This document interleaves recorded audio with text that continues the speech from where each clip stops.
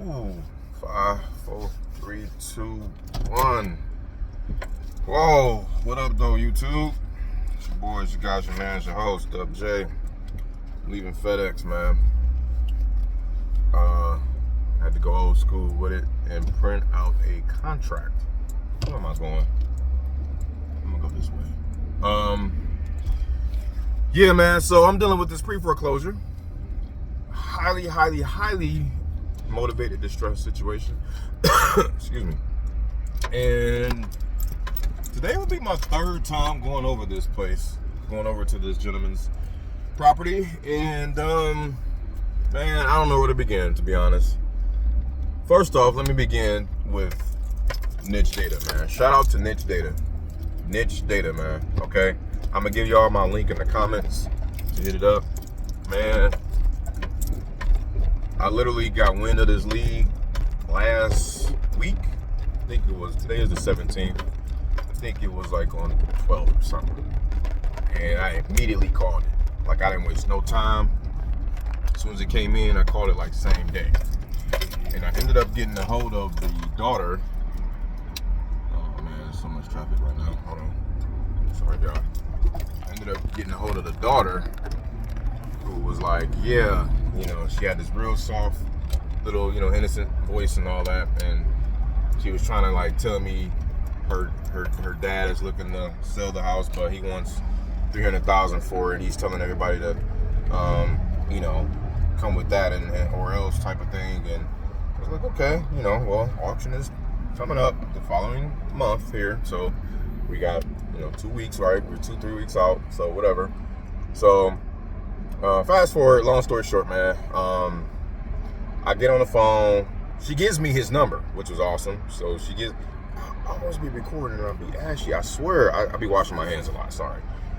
And she gives me his phone number. So I'm like, cool. I hit him up and man, he just went straight at it. Yeah, man, what you want?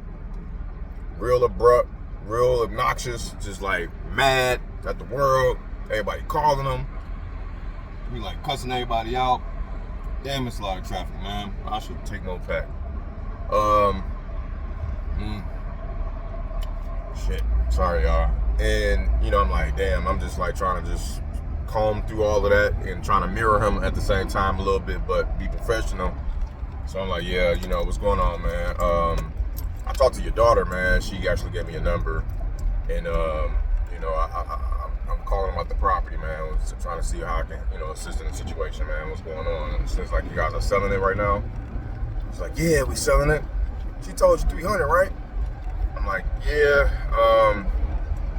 You know, I try to like move alongside the price, talking about the price. I'm like, well, let's talk about the situation, man. Like, how can we get you to that 300, man? What's been going on thus far? Just left it at that, man. He just went in. He just started like talking about everything, good and bad, right? He was spilling the beans on the entire situation, as far as his mom is in the hospital in Houston. He was trying to help her with that house. He's getting old in his age himself. He got into a car wreck, broke his neck. He fell off a ladder trying to fix the roof. The house is full of junk. It's bad in there. It's just really bad inside. I'm gonna show y'all some videos and pictures later, but you know, he was talking about, man, all this thing needs is a coat of paint. I'm like, yeah, okay, bro.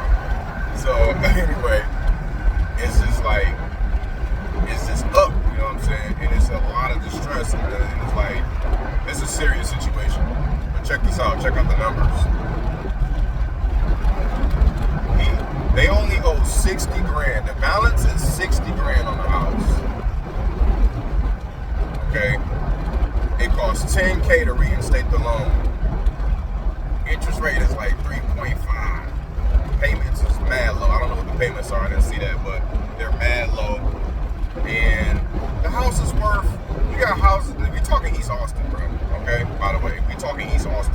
So houses over there is banging for 4+. Okay? 450, 500 and up. You know what I'm saying? Depending on obviously the street, the condition, and so on and so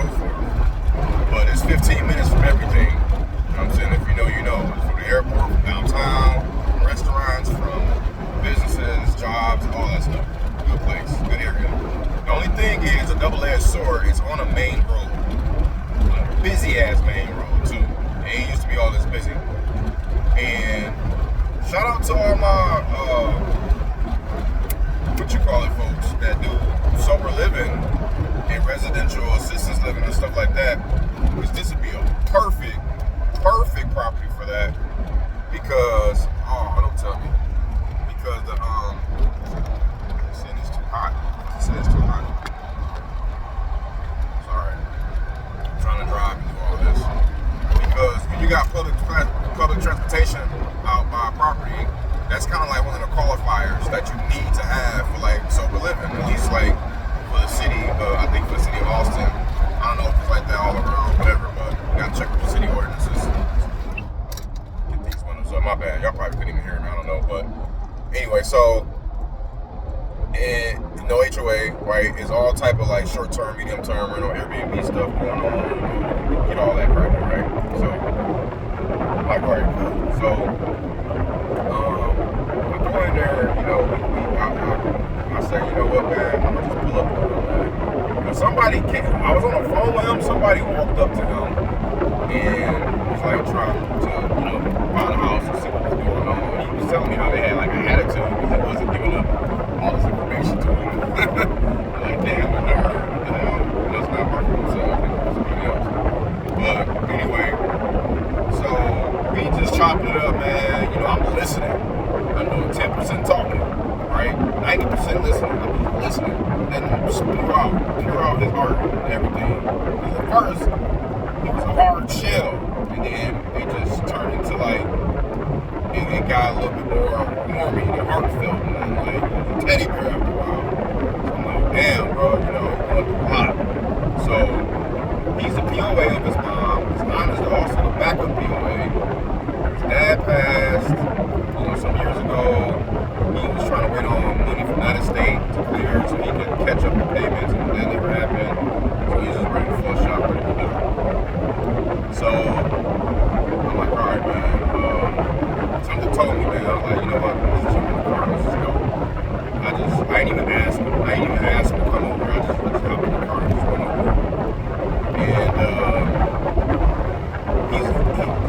And he picks up the phone. He don't reply to text. And he's about 50-50 on picking up the phone. Text messages is just like non-existent. So I went over there and saw some, I think his cousin is behind in the driveway. Hey, I was talking to, I didn't even know his name. I'm calling him Jackson. That's their last name. That's his mother's last name. I'm calling him Jackson. He's like, are you talking to my cousin Phil? I'm like, oh, yeah, okay. Yeah, I was talking to him. He told me to maybe come by and check it out. He did tell me to come by and see the house too. That's, but we couldn't really come to a solid agreement on the number. I think I had told him, I'm at like, I first threw out 250. Okay? Then I was at maybe 275. Looking at the comps and stuff, I'm like, I don't know, I'm seeing stuff sell for 310, 285. I don't know why this always happens. But when I start talking about a number, I start finding other lower numbers. Like, what the hell? Like, what was this at before? When I was researching. So I'm seeing other stuff selling. The lowest I saw was 247. 250. 265. I'm like, what the hell, bro? So I'm like, alright, well, somebody made him an offer. They were like, yeah, we'll give you 300 and we'll do this, we'll do that, we'll do this. Came at the crib, was like, oh, sorry, man, we'll give you 210. That put a bad taste in his mouth. So I gotta follow up with that, right? I'm like, damn. Maybe that 210 is right though. You know what I'm saying? So now, 3 days later, man, I done been over there twice. It's my third time. And I'm like, he was supposed to like see somebody earlier today. And he saw 2 people today. And I'm like, he didn't sign with them though. You know what I'm saying? He was like, I'm ready for you. He like, I want to go with my people. Somebody that look like me. I'm like, all right, I respect that. I appreciate it. Let's see what we can do. So I'm I'm making phone calls to my financial partners, to people who can partner with me potentially, or even buyers. I'm just trying to like exhaust all avenues that I can, man. I gotta watch these people. I-35, man. This is Jesus Christ, man. This highway is different today. Well, it's damn construction. So anyway, so I'm trying to maneuver through all of this, man. And now we're back and forth between 220 and 250, man. We were trying to do sub 2, we were trying to package it up so many different ways, and you know, he's thinking way too high and mighty about this property. He's not realizing that, you know, it used to be a $500,000 property, but it's no longer. It's not like that. And then you got street crawlers, you got night crawlers at night just that be around there, you know what I'm saying? Yeah, doing what they do. You got a main road. Don't let 5 o'clock hit, that traffic gonna be bugging, right? So there's just all type of stuff going on, man. It's madness. So, you know, so anyway, man. And it's funny because one of my buyers, I sent it to him. I knew he was gonna be dumb low, but I had it out there at 290, 295 at first, and then he was like, "Yeah, I'm gonna have to pass on this one. I'm gonna need this at 200." He's like, I'm gonna need this at 200. I'm gonna have to put 120 into it. I said, "Goddamn, okay." But here's the thing: not all investors or rehabbers are created equal, because you know most of them got similar concepts and business models, but the differentiator is the people who can do it at scale, who got more hands on deck, more crews on deck, right? So they can pay more because they have more jobs for their crews, and when you got more jobs for your crews, you can charge, the labor is cheaper, so that gets passed on to being able to buy a property accordingly, right? So I'm like, bet. So because somebody told me 250, so that's like the highest right now, but I ain't even got it out there like that yet.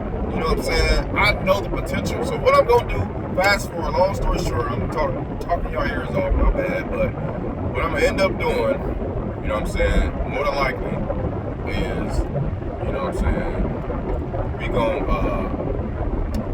gonna lock this thing up. You know, he gotta move a ton of stuff out. So I wanna help him move a lot of shit out. I wanna, you know, that's gonna require storage. So I'm gonna have to pay for some storage. I have to pay for the movers, packing and all that stuff, and hauling junk off. So getting the dumpsters out there. You know what I'm saying? Me and bro did this on a similar deal last summer. We had to haul off a bunch of stuff, get a clean canvas. It's pretty much called demoing. So when you demo the property, you leave it you strip everything out and bare bone it. You know what I'm saying? It's just a clean canvas. So now, when you go and put it out there, you kind of like prehabbing it in a sense. You cleaning it out, clearing it out, and you getting the canvas ready for your artists, right? So they can see a clearer vision, like, okay, I know what I can do with this, I can do that, blah, blah, blah.